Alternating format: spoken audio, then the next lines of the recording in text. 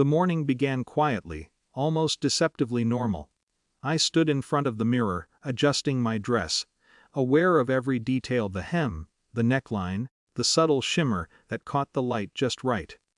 My hands shook only slightly, not with nerves, but with the weight of knowing some of the people I wanted most to see me wouldn't be there. I glanced toward the table where my invitations to family had been carefully set out. Empty seats stared back at me, each one marked with a name I had hoped to see. My parents, my sister, my brother. None of them had arrived. Instead, I knew they were somewhere else, celebrating my sister's promotion, a milestone, apparently, more deserving of attention than my wedding. I had expected disappointment. I had rehearsed it silently over the past months. But the emptiness felt sharper than anticipated. At the venue, guests began to trickle in. Friends, distant relatives, colleagues, people who had known our love story from the start. Flowers filled the room, music drifted softly from the speakers, and laughter began to ripple through the tables. I scanned the crowd for familiar faces, then back at the empty ones, feeling the familiar mix of resignation and resolve settle in. The ceremony passed in a blur of vows, rings, and whispered promises. My partner squeezed my hand with steady warmth, and in that grip, I found solace. The absence of my family was still a dull ache, but it no longer dictated the rhythm of the day. I was not without support. I had chosen my people, and they were here. When the reception began, we moved to the cake. The candles flickered, the photographer lined up, and laughter filled the room as people took photos and whispered congratulations. I smiled, holding my partner's hand, and reached for the knife. That's when my phone lit up. 49 missed calls. A text from my mother. My heart paused. I didn't answer immediately. I studied the room for a moment, friends, smiling and unaware of the tension simmering quietly beneath my calm surface. My hand hovered over the cake, the knife steady. The text blink, callous. Now, we need to talk. I exhaled slowly. It was the first real acknowledgement of me that morning, even if it was delayed, panicked, and self-serving. The power dynamic had shifted. For the first time, they were reaching out after choosing not to be present. I held the control, and the moment was mine to navigate.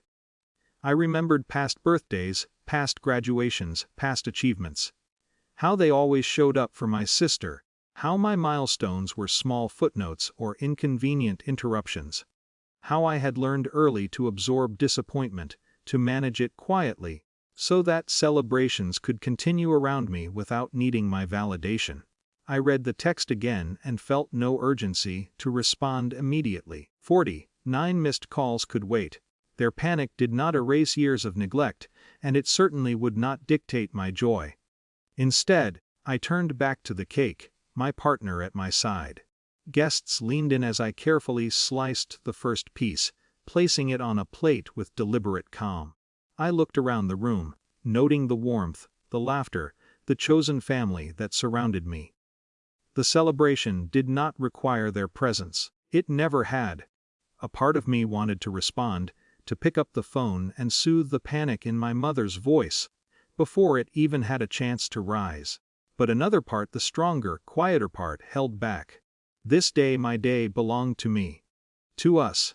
When I finally glanced at my phone again, the number of missed calls had climbed. I read the text one more time. There was no apology. There was no explanation, only urgency. Only the realization that they had missed the moment that mattered most. And perhaps they understood it now. I set the phone down without answering. Silence, patience, and self-respect. My partner squeezed my hand again. Guests offered quiet congratulations, oblivious to the tension I held in reserve. It didn't matter. Later, long after the cake was eaten, the music slowed, and guests began to leave. I glanced at the empty seats once more. The absence no longer felt like a wound. It was a marker, a line drawn clearly. My joy did not require validation from those who consistently failed to provide it. And though my mother's messages continued, blinking insistently on my phone, I felt a quiet satisfaction. Not triumph. Not revenge, just clarity. I had chosen to celebrate myself, my love, my life without bending for approval that was never guaranteed. The day had unfolded on my terms. The power lay quietly, undeniably, in my hands. And for the first time, that was enough.